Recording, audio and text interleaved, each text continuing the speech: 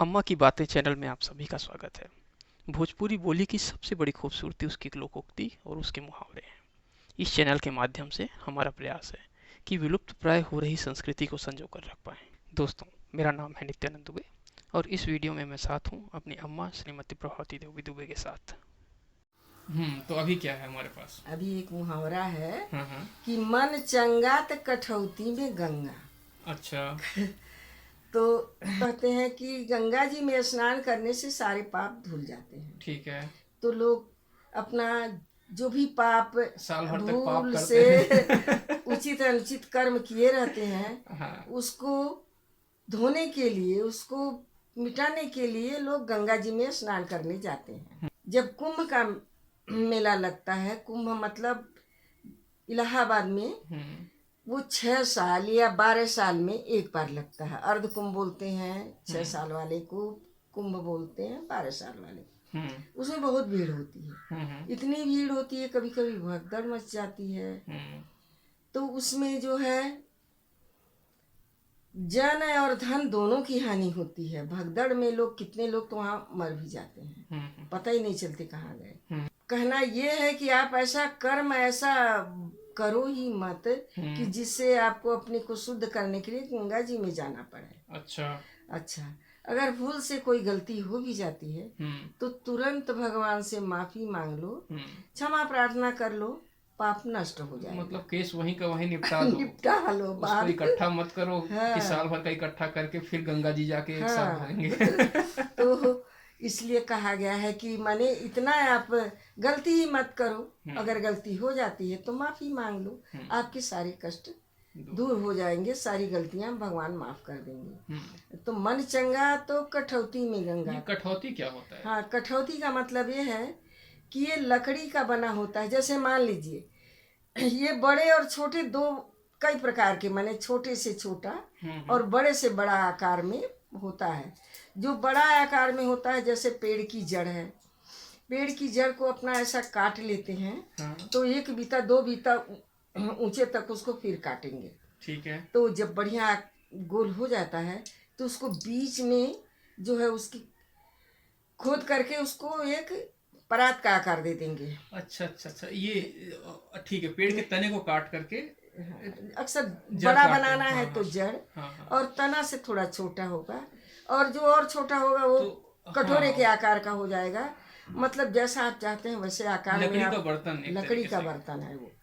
तो अगर आपका मन साफ है तो कठौती में गंगा का मतलब ये है कि उसी कठौती में आप पानी भर लीजिए, और मन शुद्ध और साफ है तो वही गंगा समझ के उसी का स्नान कर लीजिए। बिल्कुल सही। तो मन चंगा तो कठौती में गंगा।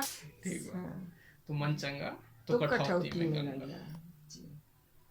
तो इस बार कुछ अलग है आपके पास, है? जी, क्या लेके आए हो? अभी सास बहू की बातचीत, सास बहू की नोक-झोंक है। लोग बातचीत है कि सास बहू से बोलती है, हाँ हाँ कस रे पतोह पर कटी, हाँ। तुर चुनरी कैसे फटी। ठीक है। तो फिर बहू बोलती है, हाँ गई थी कुआना पानी, हाँ। मोके कूद के बानर काटी। ठीक है।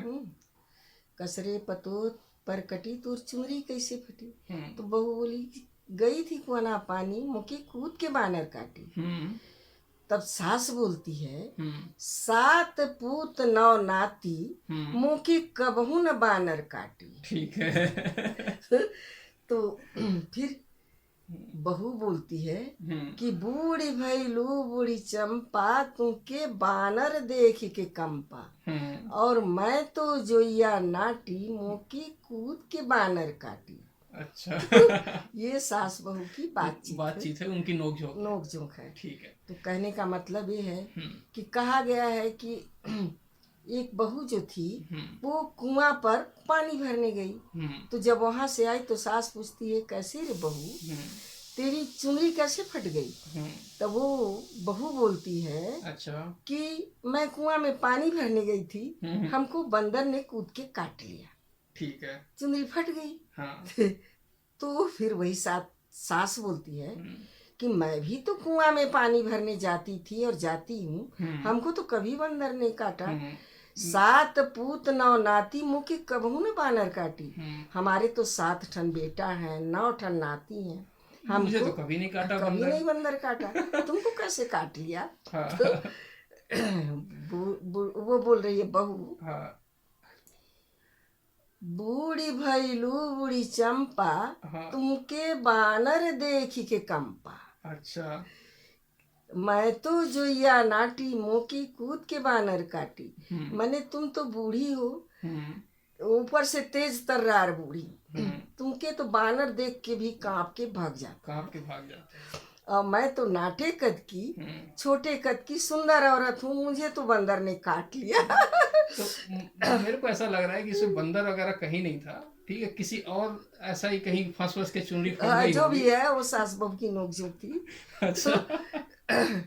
वही हाँ, उसका जवाब था। चलिए ठीक है।